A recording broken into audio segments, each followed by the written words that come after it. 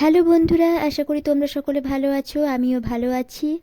আজকে অনেক দিন পর, দীর্ঘ 5 মাস পর আবার একটা লং ভিডিও দিচ্ছি।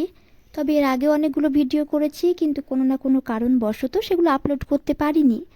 আজকে আমরা সকলে মিলে যাচ্ছি লালবাগ। আমাদের বাড়িতে আমার দিদিরাও এসেছে, তাই ভাবলাম যে একটা লং ভিডিও করা যাক। এখন আমরা রাস্তায় আছি, এবার টেকারে করে লালবাগের উদ্দেশ্যে রওনা দিচ্ছি। তোমরা গঙ্গার ধারের পরিবেশটা দেখো, মনে হচ্ছে যেন এখন সকালবেলা, কিন্তু মোটেও এখন সকালবেলা নয়। এখন বাজছে দুপুর 1টা। দেখতে দেখতে আমরা কাটরা মসজিদের সামনে চলেও এসেছি। বাইরে থেকে দেখো কাটরা মসজিদটা দেখতে ভীষণ সুন্দর লাগছে। আমরা এবার কাটরা মসজিদের ভেতরে প্রবেশ করব। ভেতরে ঢোকা মাত্র আমরা গাইড পেয়ে গেছি, আমরা গাইড সঙ্গে নেব। কারণ যখন আমরা কোনো ঐতিহাসিক জায়গায় আসি, তখন যদি সেখানকার সম্পূর্ণ তথ্য নাই জানতে পারলাম, তাহলে সেখানে আসার কোনো মানেই হয় না, যেটা আমার মনে হয়। আমি করব না, প্লিজ। আমি যাচ্ছি। স্টেপ বাই স্টেপ বোঝাচ্ছি। মূল মসজিদ হচ্ছে এটা। এসছেন তো কাটরা মসজিদে আপনারা। এর মেন 4টে সাপোর্ট আছে।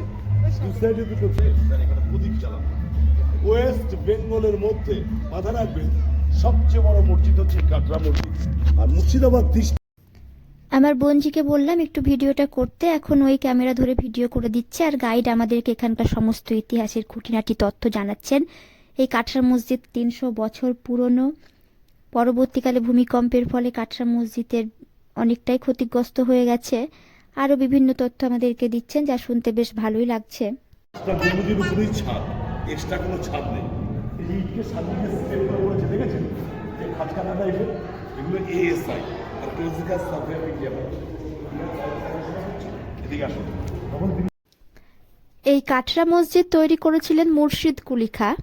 আর আমি এখন যে সিঁড়ি দিয়ে নামছি, তার ঠিক নিচেই রয়েছে মুর্শিদ কুলি খাঁর সমাধি। আর এই সিঁড়িটাই ছিল আগে এই কাটরা মসজিদের প্রবেশপথ। আমাদের গাইড অনেক আগেই নিচে চলে গেছে মুর্শিদ কুলি খাঁর কবরস্থান দেখাতে। আমি অনেকটা পিছিয়ে গিয়েছি ভিডিও করতে করতে। গেটটা ছিল না, আগে আমরা সোজা যেতাম, ওখানে বসতাম, টুরিস্ট যেত। এটা খুব পবিত্র জায়গাটা তো গর্ত হয়ে যাচ্ছে, ডিপার্টমেন্ট থেকে গেটটা লক্ষ্য করে। কাটরা মসজিদের চারপাশটা বেশ সুন্দর লেগেছে। আগে হয়তো এর চেয়েও অনেক সুন্দর ছিল। এখন এখানে সকলেই প্রবেশ করতে পারে, যেহেতু এখানে এখন আর নামাজ পড়া হয় না। আর এই মসজিদের ভেতরে একটা মন্দির রয়েছে, তারও কিন্তু ইতিহাস রয়েছে।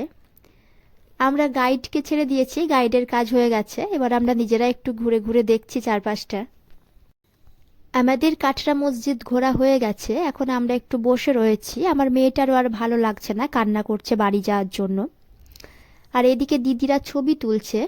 এই জায়গাটা দেখো, আগে বলে 2000 জন একসঙ্গে এই জায়গায় নামাজ পড়তো। আমরা এবার কাটরা মসজিদ থেকে বেরিয়ে যাব, বেরিয়ে এবার যাব মতিঝিলে। চামচটা নাও।